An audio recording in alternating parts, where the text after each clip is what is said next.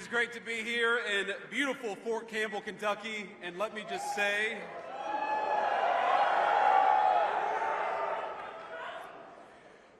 I want to say first, before we get started, on a somber note, we had, and some of you may have seen this on your phones or on social media, but apparently there was a shooting outside the White House just a couple of hours ago.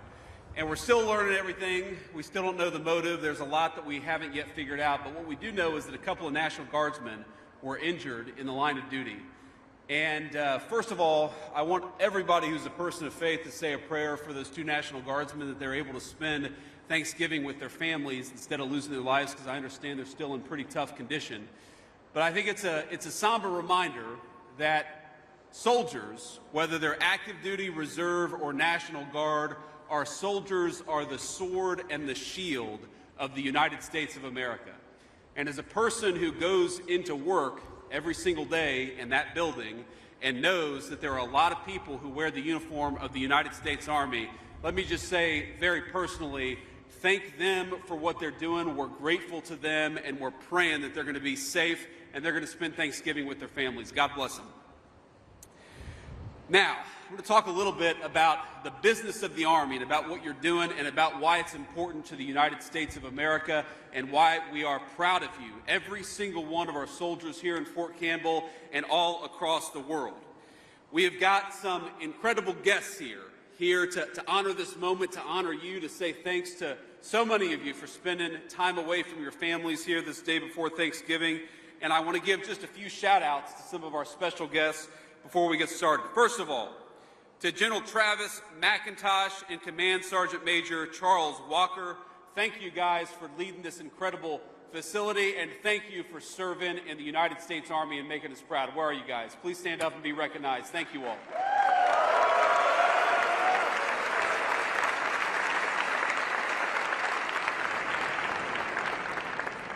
We've got my dear friend, Senator Marsha Blackburn. Marsha, please stand up and say hello.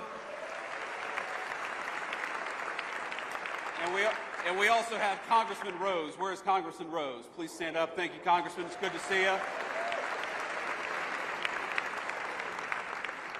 Now, I've got to, of course, thank my dear friend Bob Ritchie. You better know him as Kid Rock. But I want to say to my staff, I gave them one instruction, and that's that I don't have to follow a literal rock star before I give a speech. And they screwed that up the day before Thanksgiving, so every single one of them are fired. But thank you to Bob Ritchie, Kid Rock, because he's not just a great musician, he's not just a great American, he is a person who loves the soldiers of the United States Army, and we are proud and grateful for Kid Rock for being here today. I want to take another few moments and just say thanks to Major Josh Wilcox, Master Sergeant Aaron Duhacek, Mr. Jim Parks, Major Rob Wright, and every single soldier who made it possible for me to come and visit. Now, I won't say that the weather is cooperating because it's windy as hell and it is cold, man. It is cold up here. My staff told me to wear a jacket, and I said, nah, I'll just be fine. And here I am 2 minutes in, wishing that I had listened because it is really freezing cold up here.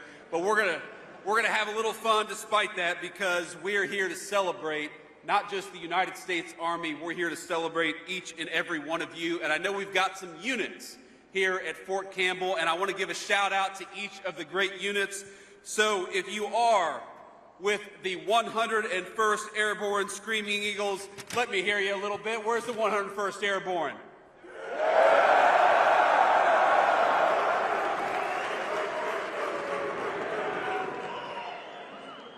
That was pretty damn good.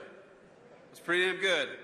Let me say that the 101st Airborne is one of the proudest units in the entire United States Army for all warfighters everywhere. Everybody knows the prestige, everybody knows the professionalism, and everybody knows the greatness of the 101st Airborne. So when the nation calls on the 101st Airborne, you all execute, you make us proud, you kick the enemy's ass, and you come home safely, and that's exactly what we want our soldiers to do. We're honored. Somebody said, I agree. Thank you. I appreciate that endorsement. We're also honored to be here to welcome the men and women from the Strike and Destiny Brigades who just finished deployments in Europe and the Middle East. We're the Strike and Destiny Brigades. I want to say to those of you who are here for the first time back home in a few months, we're proud of you, we're grateful to you, and from the Vice President of the United States, welcome home. We also want to recognize the Legionnaires. Where we got some Legionnaires at?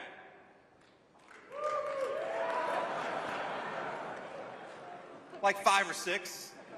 We got some Legionnaires.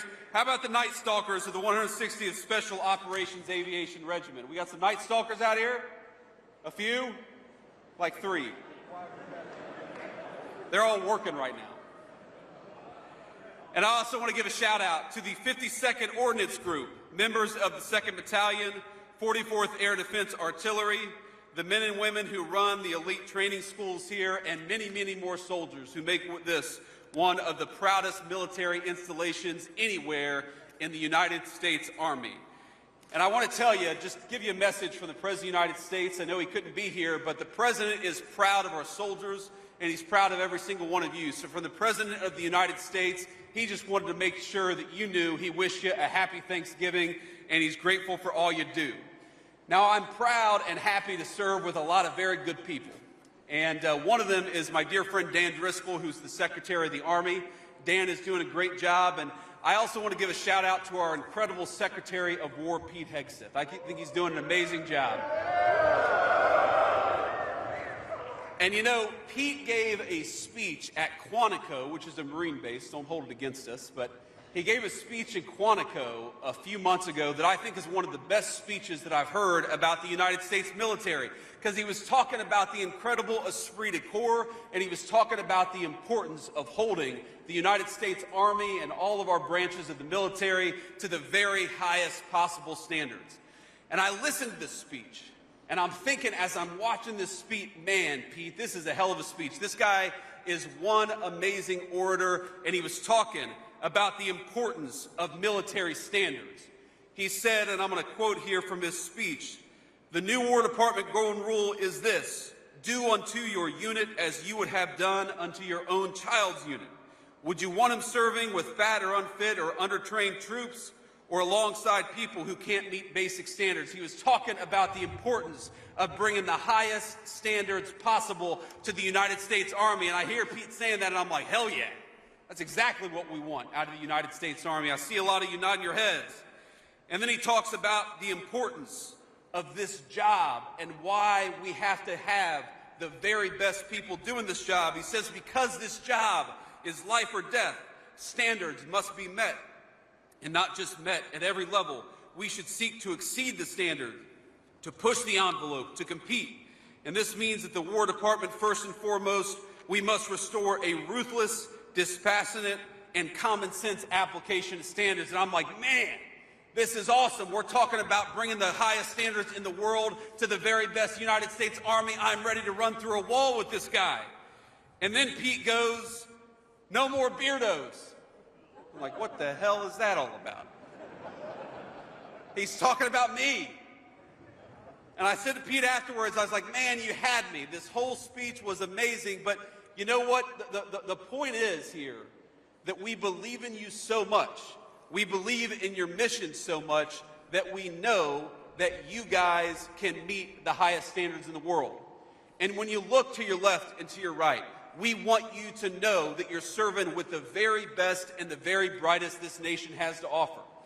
Before I came over here, I was at the chow hall, and we got to serve some food to the soldiers there, and I was talking afterwards, just sharing a meal with a few of the soldiers, and a guy said to me something really interesting. He said that 250 years ago, when the Army started, there was a Prussian military leader who came over and helped train the very first United States Army, because of course back then we didn't have very many military experts in our country. We were still in our infancy. And what he said was very fascinating. I think the guy's name, he said, was von Steuben. Von Steuben said that it was only the Americans who just didn't need an order, but also needed to be told why they were doing what they were doing. And I thought that was a fascinating insight to the soldiers of 250 years ago and a fascinating insight to the soldiers of today. We don't just want people who mindlessly follow orders. We want people who think, because we know that the most powerful weapon in the United States arsenal, the most powerful weapon anywhere in the world, it's not a rifle, it's not a tank, it's not a helicopter or an airplane. The most dangerous and lethal weapon anywhere in the world is a United States soldier, and we're proud of you, and we're going to stand behind you every step of the way.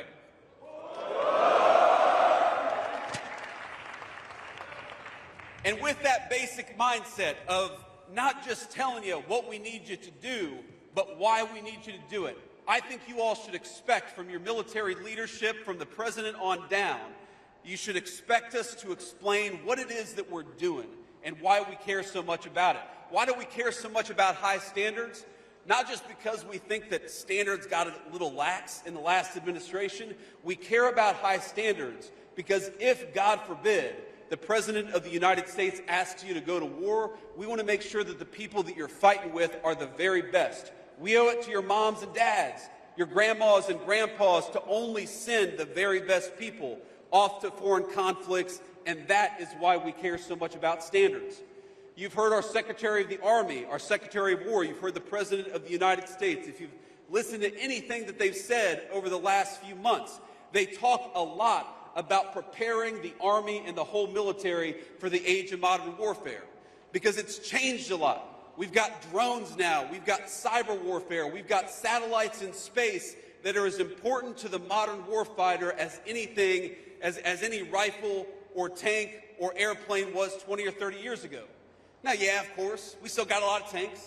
We still got a lot of rifles. We still got a lot of the things that we've always had. But in this new generation of warfare, we need to give you the technology and the training to be the very best. And we know that you are the very best, but part of training you to be the very best is to make sure that you have the ability to use the modern weapons of warfare better than anybody else. When we look at the battlefield of the future, when we look at the next war, God forbid, if we're called on to fight it, it is going to be, if anything, a war up here as much as any other conflict in the history of the world. If you look at what's going on in Russia or Ukraine, or you look at what's going on in some of our counterterrorism missions, or you look at what could happen in the future in the next military conflict, it's not going to be the war that we fought 20 years ago. It's going to be a much different war. And one of the things I want every single one of you to know is that the President of the United States has given us a very simple mission, that we have got to equip you with the resources, with the training, and with the equipment to win the battle of the future. Now, I happen to believe that one of the mistakes that we made in this country, and let's be honest, it wasn't just Democrats, it was Democrats and Republicans, is that we were far too willing to send the bravest people in the world, our best natural resource, you all, the young people who put on a military uniform and are willing to fight and die for their fellow countrymen. We were too willing to send you off to battle without a clear mission, a clear definition of what you were supposed to accomplish. That was the mistake of Democrats and Republicans. It is the great stain on the political leadership of this country that we had the best troops in the world, and very often we went and sent you off to battle without a clear mission. And that is something this president and this administration is never going to do. If we ask you to go off and do something, if we ask our soldiers to risk their lives to defend their countries, what I promise you is that we're only going to do it with a clear mission and clear guidelines. And we're going to give you the tools necessary, we're going to give you the resources necessary, and we're going to empower you to do a very simple thing, which is kick the enemy's ass and come home safely. That's what the United States wants from its soldiers, and that's what the President of the United States asks of each and every one of you. It's not that hard, but that's what you should demand of your political leadership. Just as you follow orders of the President of the United States, this president stands by you. And if he asks you to do something hard, it's only going to be for a very good reason. You know, one of the things that I love about Thanksgiving, it's probably my favorite American holiday. If you think about all the holidays that we celebrate, Thanksgiving, is the most uniquely American holiday. You know, Christmas, of course, the birth of Jesus, all of these other holidays, they're very important. And I love Christmas as much as anybody. I've got 3 little kids. But Christmas is a holiday that 1.8 billion Christians celebrate all over the world. Thanksgiving, what we celebrate tomorrow, that is a uniquely American thing. That's why, for example, we have, turkey. Think about turkey. Who really likes, be honest with yourselves, who really likes turkey? You're all full of shit. Everybody who raised your hands. I know. Think about it. And here's how I know that every single one of you who raised your hand is lying to me. How many times do you roast an 18-pound turkey just randomly? Just, a nice summer afternoon, we're going to go get an 18-pound turkey. Nobody does it because turkey doesn't actually taste that good. But on Thanksgiving, on the most American holiday, I got a fan over here, on the most American holiday, we're going to cook a turkey, by God, because that's what Americans do. We cook this gigantic American bird, and we do all kinds of crazy things to make it taste good. I talked to a soldier today who she said she's going to deep fry a turkey, and I'm actually going to deep fry a turkey myself tomorrow. And look, here's the thing. If you've got to deep fry something to make it taste good, it probably isn't that good. That's a pretty good rule of thumb when it comes to food. Chicken is good all the time. Chicken is good when you deep fry it, but it's also good outside of it. But here's the thing about Thanksgiving. It is so American because at the heart of it is the spirit of gratitude. And I know that every single one of you has something tomorrow to be very thankful for and to be grateful for. And that's what I think, really separates. People ask me all the time for advice. And the only piece of advice I can ever give that I think is true for every single person in every circumstance is that the happiest people that I've ever met, the most successful people that I've ever met, they live their life with a spirit of gratitude. They recognize that they would not be there but for the grace of God and a lot of great people in their lives. And so if I may, as your vice president, that's the one piece of advice I want to give to you on this day before Thanksgiving is to live your life in the United States Army, to live your life everywhere with a spirit of gratitude, to recognize that you wouldn't be wearing that uniform were it not for somebody in your life who loved you and cared for you, that you wouldn't have this incredible opportunity to serve the United States. And yes, it's tough. And yes, it's a life of sacrifice. But I happen to believe that the life of service and sacrifice is the greatest blessing that we have in this room today. Because what an amazing country it is that takes people from all walks of life and makes them part of the same United States Army, the same sword and shield for the American people, the same organization that for 250 years has kept us safe. So tomorrow, I'm thankful for a lot. I'm thankful for my beautiful wife and our 3 beautiful kids. I'm thankful to have the opportunity to serve as Vice President of the United States of America. I'm thankful for my family. I'm thankful to Almighty God for the incredible blessings that He's given this country and also He's given to me personally. But one of the things at the very top of the list that I'm thankful for is the United States Army and for the people in this room. Now, I know that a lot of you are going to spend tomorrow with your friends and families, but I also know that a lot of you are not going to have that opportunity. That you've got deployments you've got to prepare for, that you're stuck on this base, you're not able to travel home because you've got to prepare for the mission. And when I think about all the many blessings that are very, very present in my life, there is nothing that compares to being the Vice President of the United States at a time like this. Vice President of all of you, Vice President of the greatest fighting force that exists anywhere in the world, the United States Army.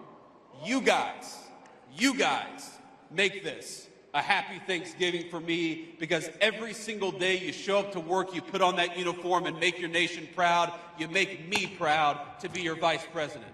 So happy Thanksgiving, soldiers. Keep on doing what you're doing, and never forget that the most deadly weapon anywhere in the world, it's not about technology, it's not about what you're holding in your hands, it's about what's up here. You are the most dangerous weapon anywhere in the world, and America is counting on it. to keep us safe. Happy Thanksgiving, soldiers. Thank you for having me. God bless you.